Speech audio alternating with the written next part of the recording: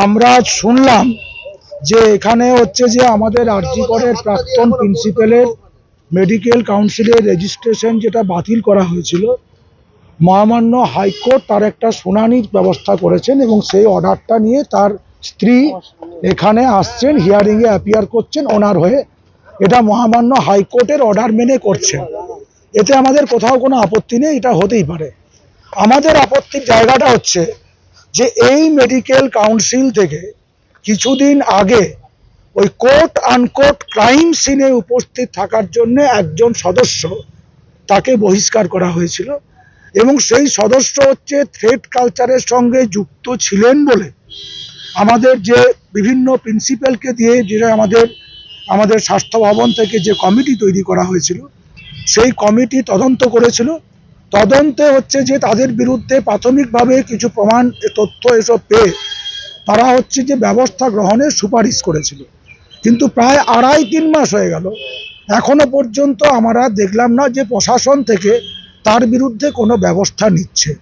আমরা জানি তিনি একাধিকবার সিবিআই তাকে জিজ্ঞাসাবাদ করার জন্য ডেকেছে।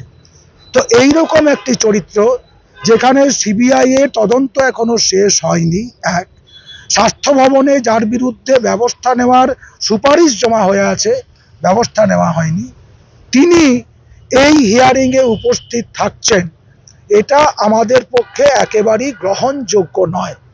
যিনি নিজে এই মুহূর্তে কোর্ট আনকোর্ট দাগী হয়ে আছেন, তিনি আবার অন্যের বিচার সভায় একটা অংশগ্রহণ করবেন, এটা ন্যায় বিচারের যে স্বাভাবিক ধারণা তার পরিপন্থী। আমরা মনে করি যিনি এই মুহূর্তে কোথাও একটা অভিযুক্ত, যার বিরুদ্ধে তদন্ত করে কিছু তথ্য প্রমাণ পাওয়া গেছে, প্রশাসনের কাজ তার বিরুদ্ধে ব্যবস্থা নেওয়া। প্রশাসনের এইটা কাজ হতে পারে না তাকে আবার স্বপদে ফিরিয়ে এনে তারা আগে যে অনাচারগুলি করেছিল সেই অনাচারগুলি বিরামহীনভাবে চলবে, এই করাটা প্রশাসনের দায়িত্ব হতে পারে না। মেডিকেল কাউন্সিল এটাও নিশ্চয়ই, এটা হচ্ছে যে আপনারা জানবেন এটা একটা কোয়াসি জুডিশিয়াল ইনস্টিটিউট, মানে এর একটা যেরকম বিচারালয়ের যেরকম একটা ক্ষমতা থাকে এরও একটা ক্ষমতা থাকে, যেটা ওই কারো রেজিস্ট্রেশন বাতিল বা তাকে দেওয়া, এই যে কাজকর্ম করার। তো এই কাজটা এখানে হয়। তো যদি একটা বিচারালয়ে এমন কেউ বসে থাকেন যার বিরুদ্ধে অভিযোগ আছে, অভিযোগগুলি এখনো পর্যন্ত তদন্ত শেষ হয়নি, সুরাহা হয়নি, স্বাভাবিকভাবেই মেডিকেল কাউন্সিল এই যে বিচার করার যে অধিকার, ন্যায়সঙ্গত যে অধিকার, এটা কোথাও একটা হারাচ্ছেন।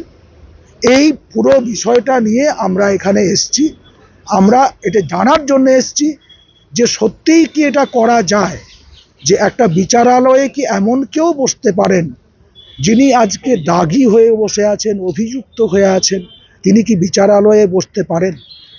এইটা আমাদের কাছে খুব লজ্জার, খুব দুঃখের, খুব হতাশার।